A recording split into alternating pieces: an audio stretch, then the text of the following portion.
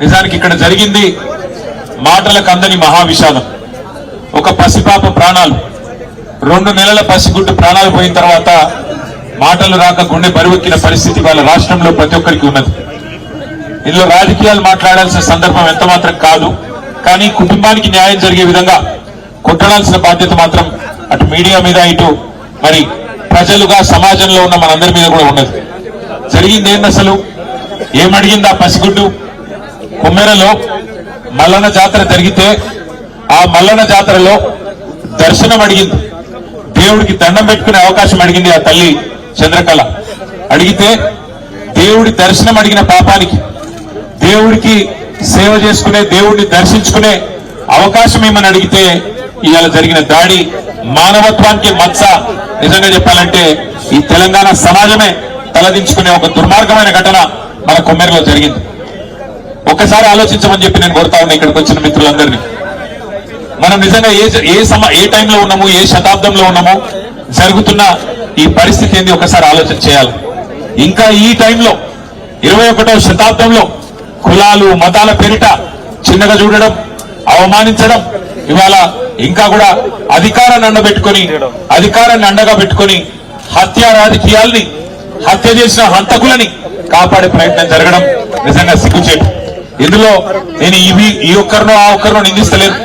ఇందులో హంతకులకు అండగా నిలబడ్డ ప్రతి ఒక్కడు, వాడు ఎవడైనా కానీ, వాడు దోషి. రాష్ట్ర ముఖ్యమంత్రి అయినా, స్థానిక ఎమ్మెల్యే అయినా, స్థానిక ఎంపీ అయినా, ఎవరైనా కూడా ఈ తప్పు, ఆ పసిగుడ్డు ప్రాణాలు తీసిన హంతకులకు అండగా నిలబడ్డ వారు ఎవరైనా సరే వారిది ఖచ్చితంగా తప్పే.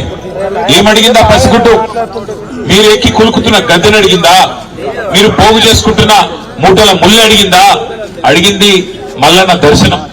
దర్శనానికి పోతా అంటే ఇవాళ కులం పేరుతో దూషించడమే కాకుండా గణేష్ మీద దాదాపు 20-25 మంది దాడి చేసి తన్నినంత చోట తన్నకుండా తన్ని చివరికి ఆ తమ్ముడిని ఇబ్బంది పెడితే, అన్నా ఈ పసిగుడ్డు ముఖం చూసన్నా ఇడిచిపెట్టానన్నా, మావాడు ఒక్కడున్నాడు, మీరు 20 మంది తంతున్నారని చెప్పి ఆ అమ్మాయి మౌనిక వచ్చి ఆ పసిగుడ్డునన్నా ముంగట పెడితే దయగలుగుతుందేమో, మానవత్వం అనేది ఉంటే మనిషిలో ఆ పసిపిల్ల ముఖం చూసన్నా ఊకుంటారేమో అని చెప్పి ఈ అమ్మాయి మౌనిక వచ్చి వాళ్ళని ప్రాధేయపడ్డది, బతిమలాడింది.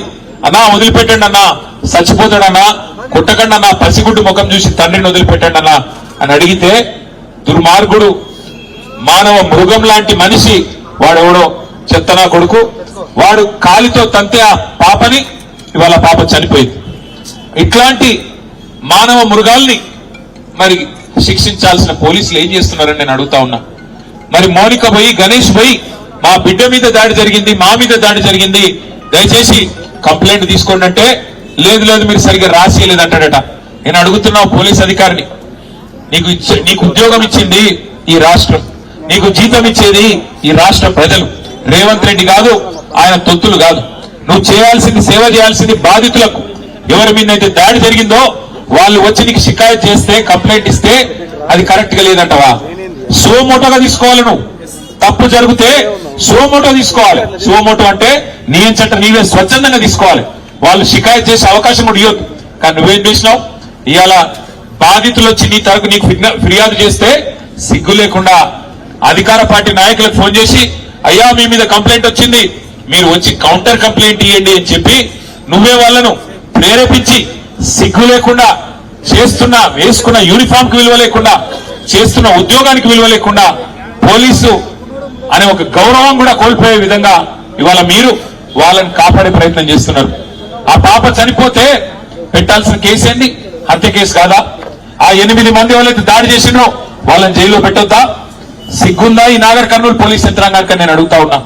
ఇవాళ రోడ్డెక్కి ఆ తల్లి బిడ్డ చనిపోయి ఇంకా 3 రోజులు కాలే. ఆ తల్లి ఇవాళ ఆ బిడ్డకు పాలు ఇవ్వాల్సిన టైంలో ఇక్కడ కన్నీళ్లతో రోడ్డెక్కి చౌరస్తాలో అంబేద్కర్ సాక్షిగా కూర్చుంటే, ఈ స్థానిక యంత్రాంగం, జిల్లా యంత్రాంగం ఆ బిడ్డతో పాటు రాజ్యాంగాన్ని కూడా ఖననం చేసిన మాట వాస్తవం కాదా? డాక్టర్ బాబాసాహెబ్ అంబేద్కర్ విగ్రహం సాక్షిగా ఇలా తల్లి అడుగుతున్నది ఏంది? న్యాయం కాదా? ఏమడుగుతున్నది ఆమె? అన్నా నేను అడిగిన ఆ అమ్మాయికి చెప్పిన చంద్రకళ గారికి, అమ్మా నీ కొడుకుకు, నీ కుటుంబానికి నేను అండగా ఉంటా, ఓ 10 లక్షల రూపాయలు పెట్టి ఇల్లు కట్టిస్తా అంటే ఆ చంద్రకళ ఏమన్నదో తెలుసా నాతో?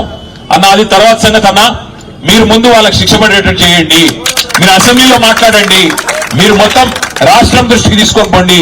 మాకు సాయం చేసేది మీరు తర్వాత చేయండి, పర్వాలేదు. కానీ ముందు ఆ తల్లి బిడ్డలు కోల్పోయిన తల్లి బిడ్డని కోల్పోయిన ఆ తండ్రి వారి ఆవేదనకు మీరు న్యాయం చేయండి అని మాత్రమే చంద్రకళ వాళ్ళ నాయనమ్మ కోరుతున్నది. ఇంతకు మించి ఏం అడగాల వాళ్ళు?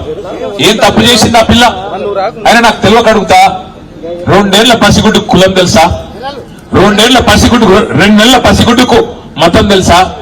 2 నెలల పసిగుడ్డుకు అధికారం తెలుసా? ఏం తెలుసు? మనం పుట్టించిన కథ కులం. మనిషి పుట్టినాక 5 నిమిషాలకు పుట్టేది కులం, మనిషి పుట్టినాక 5 నిమిషాలకు పుట్టేది మతం. ఇవాళ దానికోసం చివరికి మనుషులను చిన్నచూపు చూసి దేవుడు దర్శనానికి రాకుండా చేసి వారి మీద దాడి చేసి మళ్ళీ వారి మీదనే కేసులు పెట్టి చివరికి రోడ్డు మీద కూర్చునే పరిస్థితి తల్లికి ఆ తండ్రికి వాళ్ళ కుటుంబం మొత్తానికి తెచ్చిన ఈ వ్యవస్థను చూసి సిగ్గుతో తలదించుకోవాలి తెలంగాణ సమాజం. ఇవాళ నేను ఇక్కడ రాజకీయం మాట్లాడడానికో రాజకీయం చేయడానికో రాలేదు. నేను స్థానిక ఎమ్మెల్యే గారిని కూడా కోరుతా ఉన్నా, స్థానిక ఎంపీ గారిని కూడా కోరుతా ఉన్నా. హంతకుడు ఎవడైనా హంతకుడే. వాడు ఏ పార్టీ వాడైనా ఏ పార్టీ వాడైనా వాడిని ఖచ్చితంగా శిక్షించాల్సిందే. 8 మంది ఈరోజు ఈ హంతకుల ముఠా కలిసి ఆ పాపను హత్య చేసింది. ఆ 8 మందిని జైల్లో పెట్టాలా, ఆ 8 మందిని ఖచ్చితంగా హత్యా నేరం కింద అరెస్ట్ చేయాలన్నదే మా ప్రధానమైన డిమాండ్. తర్వాత ఆ కుటుంబాన్ని తప్పకుండా సరే మేము పార్టీ పరంగా మేము ఆదుకుంటాం, ఆ ఇల్లు కట్టిస్తాం, అది పెద్ద సమస్య కాదు. కానీ రాష్ట్ర ప్రభుత్వం కూడా స్పందించాలా. రాష్ట్ర ప్రభుత్వం కూడా ఖచ్చితంగా స్పందించి ఈ దుర్మార్గమైన అహంకారంతో ఆధిపత్యంతో అధికారం అండ చూసుకొని చెలరేగిపోయి ఆ పసిగుడ్డుని ఏదైతే హత్య చేసినారో రాష్ట్ర ప్రభుత్వం కూడా స్పందించి 1 కోటి రూపాయలు నష్టపరిహారం ఖచ్చితంగా ఆ కుటుంబానికి అందించాలి. ఆ కుటుంబంలో చదువుకున్న వాళ్ళు ఎవరైనా ఉంటే గణేష్ గాని వాళ్ళ తమ్ముడు గాని వాళ్ళ చెల్లి అక్క గాని ఉంటే తప్పకుండా వారికి వెంటనే ప్రభుత్వ ఉద్యోగం ఇవ్వాలి. ఆ కుటుంబానికి అండగా నిలబడాలి. ఆ అమ్మాయిని ఆ పసిగుడ్డును 2 నెలల పసిగుడ్డును పొత్తిళ్లలో ఉన్న పసిగుడ్డును హత్య చేసిన హంతకులను ఖచ్చితంగా శిక్షించి జైల్లో వేయాలి, అవసరమైతే ఉరి శిక్ష చేయాలి తప్ప వదిలిపెట్టొద్దని నేను కోరుతా ఉన్నా. దయచేసి ఇక్కడికి వచ్చిన మిత్రులను కూడా నేను కోరుతా ఉన్నా. సరే మేము చుట్టపుగా వచ్చినాం పోయినాం, కానీ ఇక్కడ ఉన్న మా తమ్ముళ్ళు బీసీ ఎస్సీ ఎస్టీ అందరూ జేఏసీగా ఏర్పడి విశారదన్ గారు మందకృష్ణ గారి తరఫున బీఎస్పీ తరఫున అందరూ కొట్లాడుతా ఉన్నారు, బీఆర్ఎస్ తరఫున కొట్లాడుతా ఉన్నారు. ఈ పోరాటం ఆపకండి. న్యాయం జరిగేదాకా మరి జనార్దన్ రెడ్డి మీ ఎమ్మడి ఉంటాడు. మరి జనార్దన్ రెడ్డి కూడా నేను విజ్ఞప్తి చేస్తా ఉన్నా, ఒక ధర్నాతోనో ఒక దీక్షతోనో ఈ కుటుంబానికి న్యాయం జరగదు. న్యాయం జరిగేదాకా ఈ దుర్మార్గులను శిక్షించేదాకా వదిలిపెట్టొద్దు. మానవత్వానికే మచ్చ తెచ్చిన ఈ దుర్మార్గులను ఖచ్చితంగా వదిలిపెట్టద్దు. రాష్ట్రం మొత్తం ఒక సందేశం పోవాలి. ఇట్లాంటి ఎక్కడ జరిగినా సమాజం ఊరుకోదు. ఇట్లాంటి ఎక్కడ జరిగినా మనుషులు స్పందిస్తారు, మనసున్న మనుషులు తప్పకుండా ఆ కుటుంబానికి అండగా నిలబడతారని చెప్పి మనందరం కూడా ఒక సందేశం నాగర్ కర్నూలు నుంచి ఇద్దాం. కందనూలు అంటేనే మహేంద్రనాథ్ గారు ఆనాడు చేసిన పోరాటాలకు చేసిన సామాజిక న్యాయానికి పర్యాయ పదంగా నిలబడ్డది నాగర్ కర్నూలు. అట్లాంటి నాగర్ కర్నూలులో అచ్చంపేటలో ఈ ప్రాంతంలో ఈ దుర్ఘటన జరగడం, ఈ సంఘటన జరగడం నిజంగా బాధాకరం, దురదృష్టకరం. ఆ పసిగుడ్డుకు మనం ఇవ్వగలిగిన ఒకే ఒక నివాళి ఆమెను చంపిన హంతకులను న్యాయం జరగాలి, ఆ హంతకులకు శిక్ష పడాలి. ఖచ్చితంగా ఆ కుటుంబానికి మనందరం అండగా నిలబడాలి. మళ్ళొక్కసారి ఇందులో రాజకీయాలు వద్దు, ఫలానా వారిని తిట్టడం వద్దు, ఇంకొకరిని తిట్టడం వద్దు. కానీ ఆ హంతకులు ఏ పార్టీ వాళ్ళైనా ఎవరి మనుషులైనా వారిని శిక్షించేదాకా వదిలిపెట్టం. శాసనసభ సమావేశాలు 16వ తారీఖు నుంచి ప్రారంభం కాబోతా ఉన్నాయి. ఒకవేళ ఈ లోపల న్యాయం చేసి ఆ 8 మందిని జైల్లో పెట్టకపోతే, వారి మీద హత్యా నేరం మోపకపోతే తప్పకుండా శాసనసభలో కూడా వదిలిపెట్టం. ప్రభుత్వాన్ని గల్లబట్టి అడుగుతాం. శాసనసభలో శాసన మండలిలో ఖచ్చితంగా నిలదీస్తాం. వదిలిపెట్టమని చెప్పి కూడా ఆ కుటుంబానికి ఆశ్వాసన ఇస్తూ మరి ఆ కుటుంబాన్ని కూడా నేను కోరుతా ఉన్నా, మీరు దయచేసి ధైర్యం కోల్పోకండి. మీకు అండగా మేము ఉంటాం, ఎక్కడ వదిలిపెట్టి పోము. మరి జనార్దన్ రెడ్డి గారు మా పార్టీ తరఫున అనుక్షణం మీ కంటికి రెప్పలాగా కాపాడుకునే బాధ్యత మరి జనార్దన్ రెడ్డి గారికి నేను అప్పచెప్తా ఉన్నా. మళ్ళీ ఇల్లు కట్టించి ఆ ఇంట్లో కూడా పాలు పొంగించే కార్యక్రమానికి నేనే వచ్చి తప్పకుండా మీకు అండగా నిలబడతా అని చెప్పి కూడా గణేష్ కు, అదేవిధంగా చంద్రకళ గారికి, మౌనిక గారికి, వారి సోదరికి, వారి తమ్ముడికి కూడా మళ్ళొకసారి తెలియజేస్తూ పత్రికా మిత్రులను కూడా నేను కోరుతా ఉన్నా. ఈ రోజు ఈ సంఘటన ఈ 2 నెలల పసిగుడ్డు నిజంగా ఒక ఎమ్మెల్యే బిడ్డనో, ఒక ఎంపీ బిడ్డనో, ఒక రాజకీయ నాయకుడి బిడ్డనో అయితే ఇట్లే ఉంటుండేనా ఇవాళ స్పందన అధికార యంత్రాంగం? మీరు కూడా ఆలోచించండి, మీడియాలో కూడా చూపెట్టండి. ఒక సామాన్యుడు కదా, గొంతు లేదు కదా, గణేష్ కదా, ఆయనకి ఎవడున్నాడు అని అనుకుంటున్నారేమో. ఇంతమంది నిలబడ్డం ఇవాళ రాజకీయాలకు అతీతంగా భవిష్యత్తులో కూడా నిలబడదాం. తెలంగాణ సామాజిక చైతన్యాన్ని చాటుదాం. తెలంగాణ సమాజంలో కులము మతం పిచ్చి లేదు. మన దగ్గర ఇంకో వేరే రాష్ట్రంలో ఉన్నట్టు కులం మతం పేరు మీద రాజకీయాలు లేవు. అదే పద్ధతుల్లో మనం భవిష్యత్తులో కూడా నడవాలా. ఇక్కడ అందరూ ఒకటే, అందరి ఓట్లో ప్రవహించేది గదే రక్తం, అందరికి ఉన్నది గదే గుండె గదే కాలేయం అన్నట్టుగా అందరం కలిసికట్టుగా ఆ కుటుంబానికి కులాలకు అతీతంగా నిలబడదాం. అది మర్రి జనార్దన్ రెడ్డి అయినా, లేకపోతే విశారదనైనా, మందకృష్ణ అయినా, బీఎస్పీ అయినా, కేటీ రామారావు అయినా, ఎవరైనా అందరం మనుషులమే. అందరం ఇవాళ ఒక తండ్రిగా చెప్తా ఉన్నా నేను. నిజంగా తల్లడిల్లిపోయింది వార్త చూసిన తర్వాత, గుండె తల్లడిల్లిపోయింది. 2 నెలల పసిగుడ్డును తనడానికి మనిషి అనేటానికి మనసు వస్తుందా? వాడు మానవ మృగమా ఇంకోటి? వాడు బయట ఉండాలనా అటంటోడు? అందుకే నేను అంటున్నా, ఇక్కడ కులం లేదు, మతం లేదు, ఏది లేదు. ఆ తల్లికి ఆ కుటుంబానికి న్యాయం జరగాలి. జరిగేదాకా మనం వదిలిపెట్టొద్దని మీడియాను కూడా ప్రత్యేకంగా కోరుతూ, ముఖ్యంగా నాగర్ కర్నూలులో ఉండే చైతన్యవంతమైన ఈ ప్రాంతం, గోరే టెంకన్న లాంటి మహా ప్రజాకవులు పుట్టిన ఈ ప్రాంతం, అట్లాంటి ఈ ప్రాంతంలో ఈ దుర్ఘటన జరగడం అందుకే చాలా చాలా బాధాకరం. న్యాయం జరిగేదాకా ఆ కుటుంబానికి అండగా నిలబడదామని మళ్ళొకసారి మీ అందరికీ విజ్ఞప్తి చేస్తూ, వాళ్ళ కదిలి వచ్చిన ప్రతి ఒక్కరికి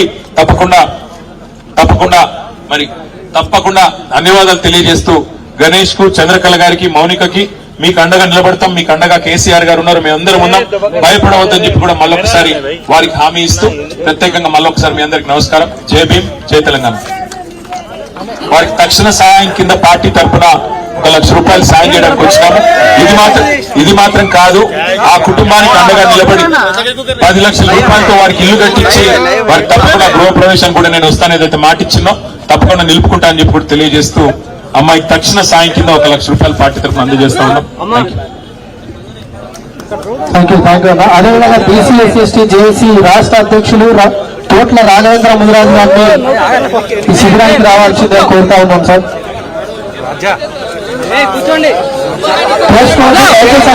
దూరం జరగాలి, కొంచెం దూరం ఉండాలి,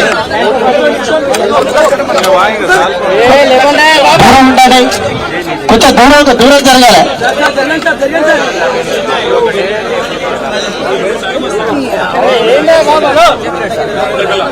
బయట తీసుకోవాలి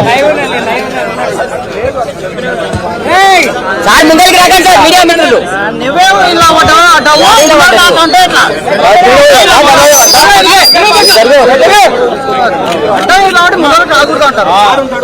మీరు ఇలా ఉంటే మేమెందుకు వస్తాయి?